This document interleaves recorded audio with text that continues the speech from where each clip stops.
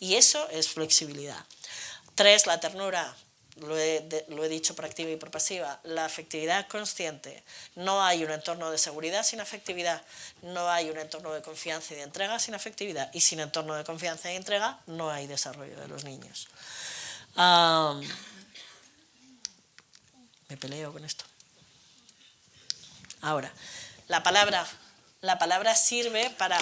esto se me ha olvidado explicarlo en el esquema, esto es interesante. ¿Para qué sirve la cabeza? Porque bueno, si no sirviera, no lo hubiéramos desarrollado. Estaríamos todos con el corazón y la tripa felices, ¿no? Quiero decir, ¿para qué sirve la cabeza? Sirve para 2 cosas fundamentales. 1, para la consciencia, para poner consciencia en lo que nos pasa. Es la cabeza la que nos sirve para entender y para comprender aquello que vamos viviendo. Y 2, para nombrarlo. El lenguaje es el instrumento de acceso a la cabeza. Por eso los niños tienen que aprender a leer y escribir. Pues claro que sí, si nadie ha dicho que no. La cuestión es cómo entran en ese aprendizaje, cuándo entran en ese aprendizaje y cómo entran en ese aprendizaje. Nadie ha dicho que no tengan que entrar. La cuestión es la flexibilidad de los tiempos, el aprendizaje de la lectoescritura, esta cosa de que uno puede entrar en un año, otro puede entrar en otro, no pasa nada, con ritmos distintos, procesos individuales, pero no señor. Todos a empezar a hacer las fichas a la misma hora, en el mismo mes, del mismo año y en el mismo orden, porque si no es que no estamos haciendo lectoescritura. ¿Ok? Entonces, ¿para qué necesitamos el acceso al lenguaje? Pues claro que sí, para narrar nuestros procesos afectivos, porque narrando nos comunicamos, narrando nos relacionamos con los demás, narrando nos integramos afectivamente aquello que nos sucede.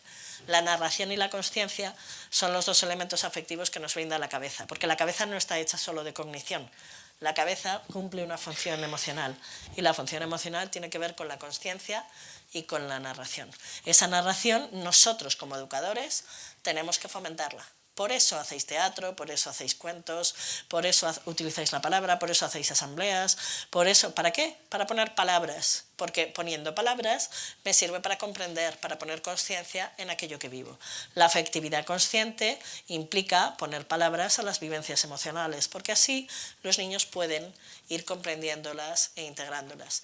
Por decirlo de alguna manera, en 0-3 nosotros les prestamos nuestra cabeza a los niños, para que ellos desarrollen la consciencia y la capacidad de narración.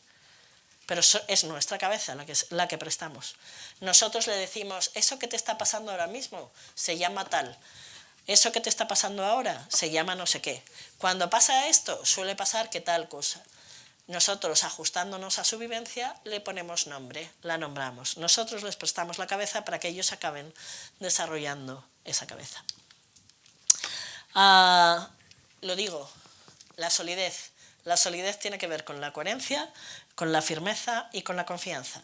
La coherencia la he explicado. Lo que pienso, lo que siento y lo que vivo tiene que ir más o menos a la par. La firmeza la he explicado. Hay normas comunes para todos que no son negociables. Aquí nadie está hablando de que los niños hagan lo que quieran y cuando quieran. Lo que estamos hablando es de que las normas que tienen que ver con el entorno de seguridad hay que ser firme en ellas, pero son poquitas. Todo lo demás es un proceso individual.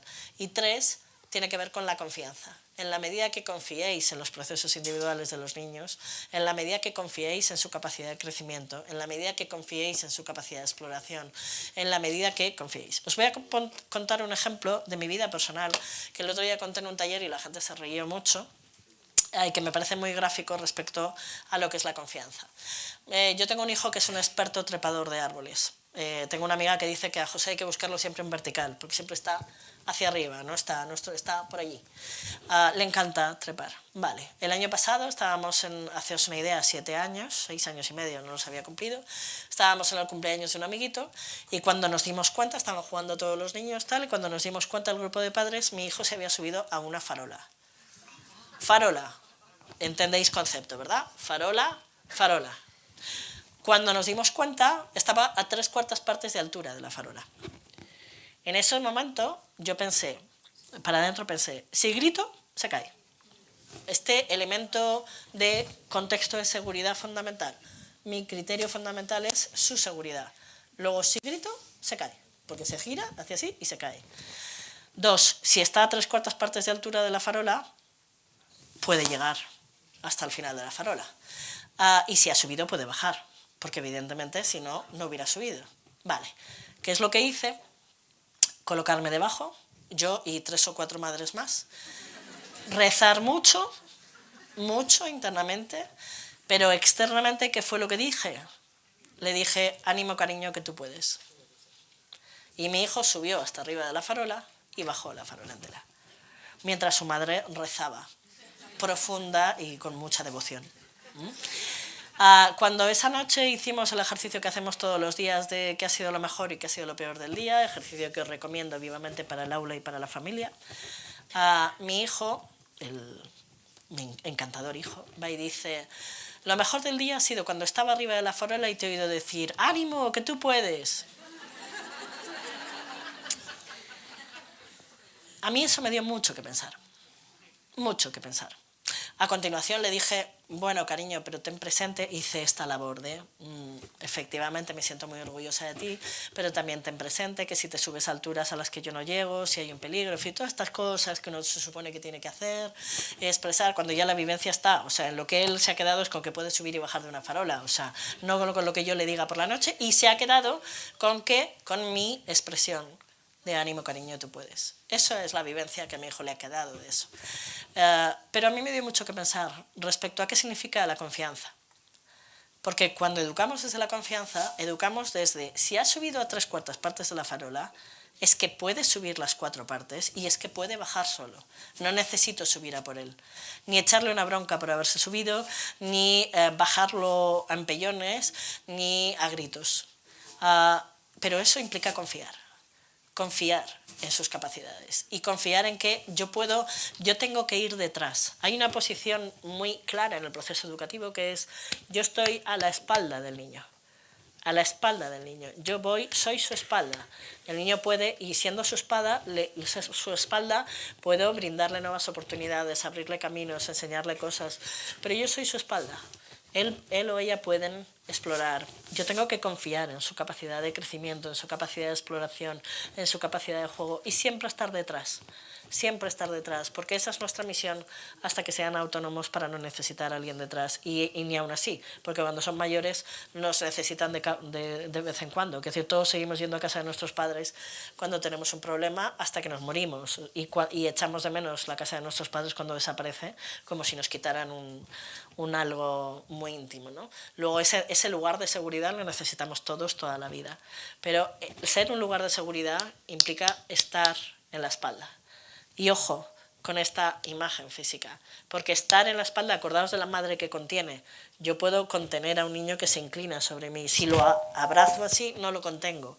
Si lo empujo, tampoco lo contengo. Si me pongo delante y le digo, venga, seguid todos, seguidme, tampoco estoy a la espalda. Yo estoy a la espalda cuando le dejo jugar y estoy cerca y le guío y le digo en un momento determinado, pero dejo que él o ella lleven la iniciativa de su proceso. Eso es confianza y es uno de los elementos que más nos cuesta cuando estamos situados desde el control. Porque el control va de, tú haz caso de lo que yo digo. Hay una frase cuando se trabajan los distintos modelos afectivos, hay una frase que yo trabajo mucho, que es muy característica de las madres sobre todo, que es esa de, tú hazme caso a mí, que yo sé mejor que tú lo que tú necesitas. Ojo, eso es lo que decimos como maestros muchas veces, ¿eh?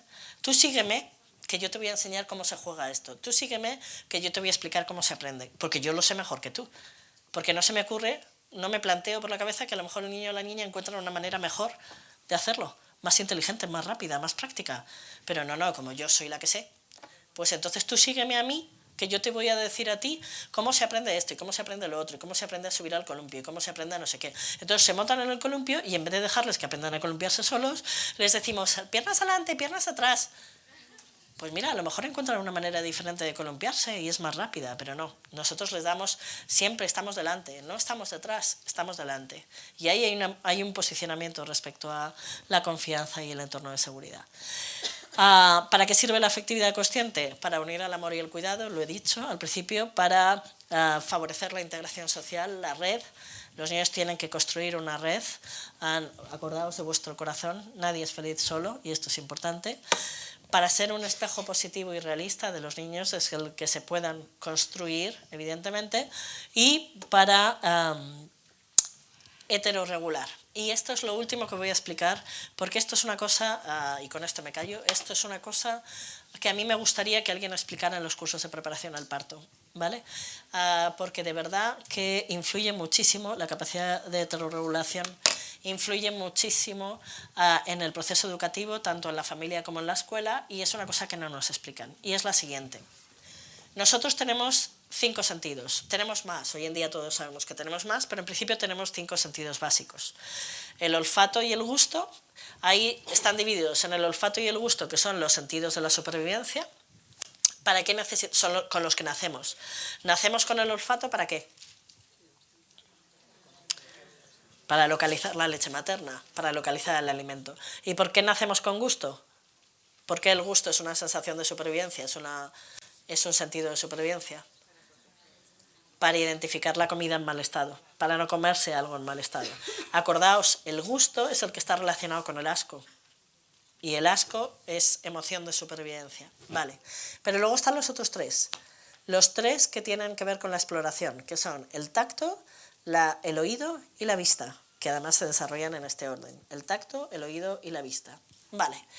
Un elemento interesantísimo es el siguiente. Todos nosotros, todas las personas, traemos en nuestro cerebro reptiliano un sentido de exploración básico.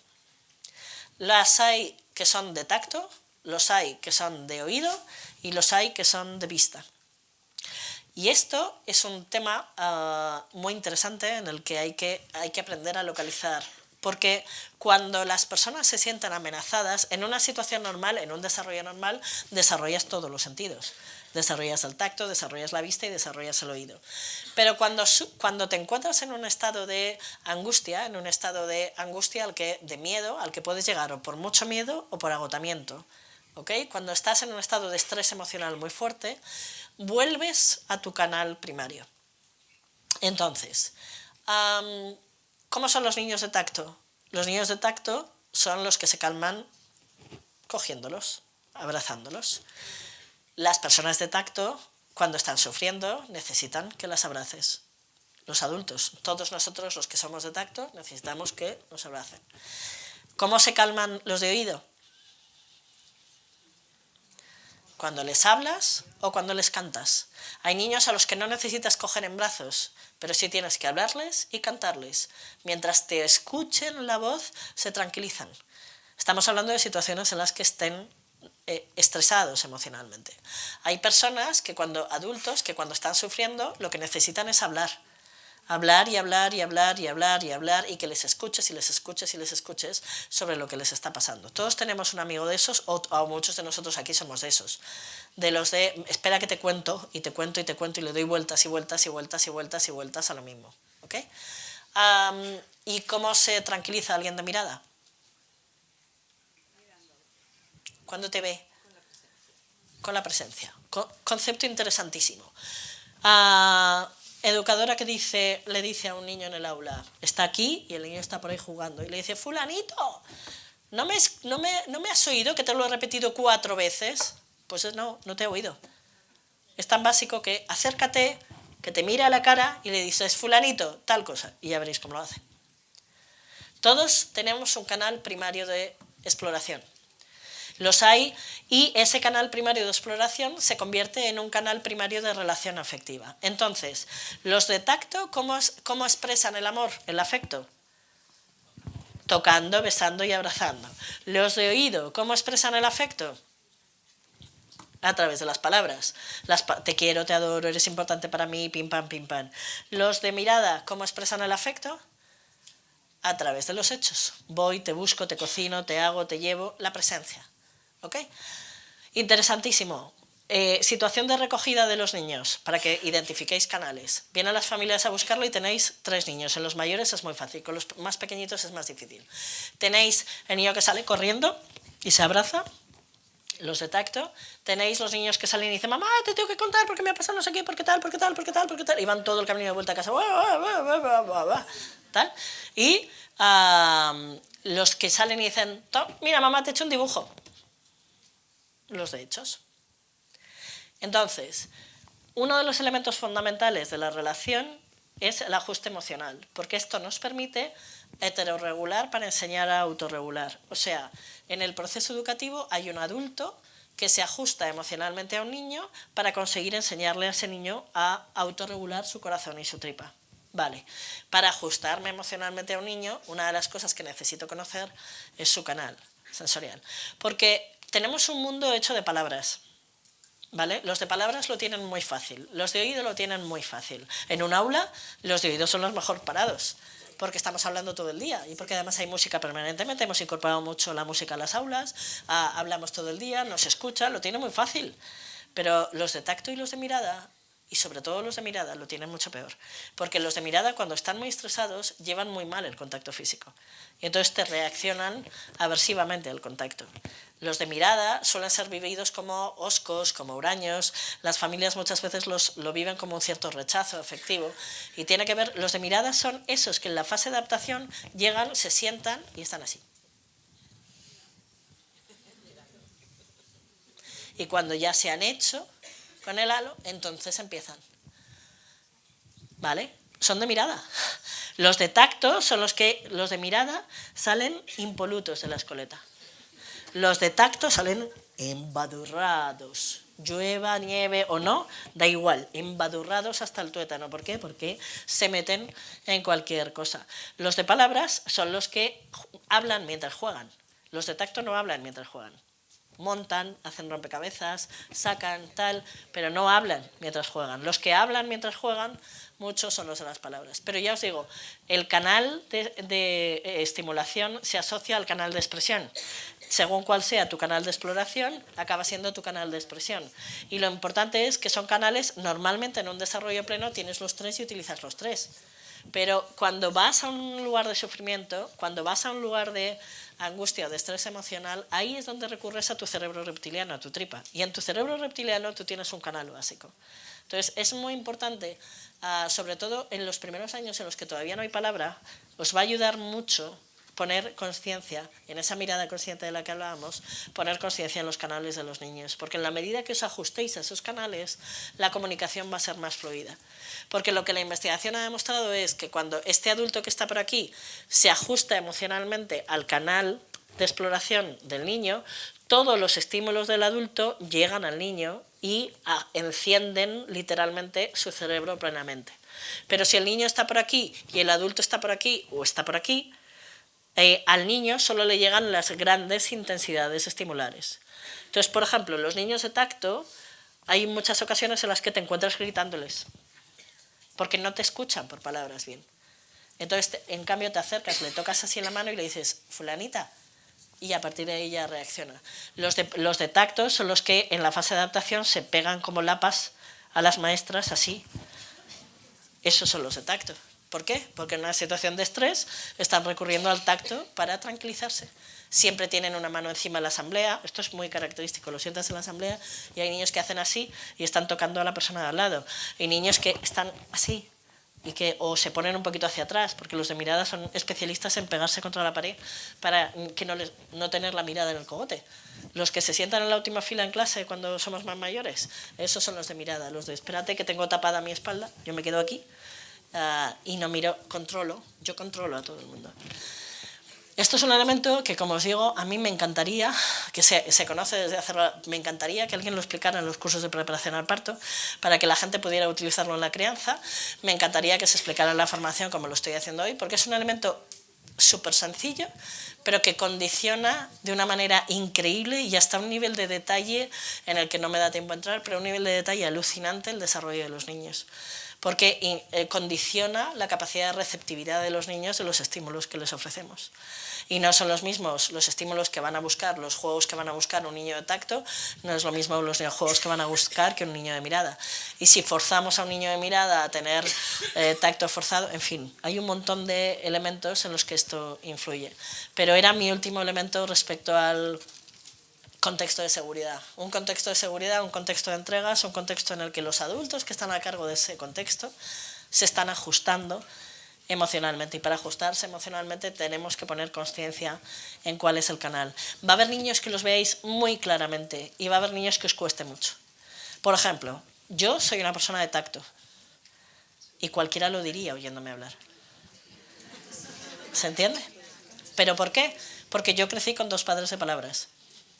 Mis padres eran de palabra, se relacionaban a través de la palabra y gracias a eso estoy aquí yo, porque menuda verborrea me ofrecieron, bienvenido sea, ¿ok?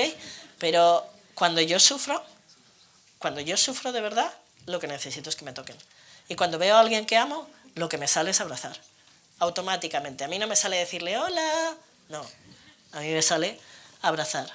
Entonces, hay gente que es muy obvia y gente que por la crianza que hemos tenido o por la riqueza que hemos tenido de crianza no es tan obvia, no es tan fácil. Hay que recurrir siempre a situaciones de mucho dolor, de mucha angustia, para saber, si queréis saber cuál es vuestro canal, pensad en las situaciones de angustia, de verdad, en las situaciones en las que habéis sufrido.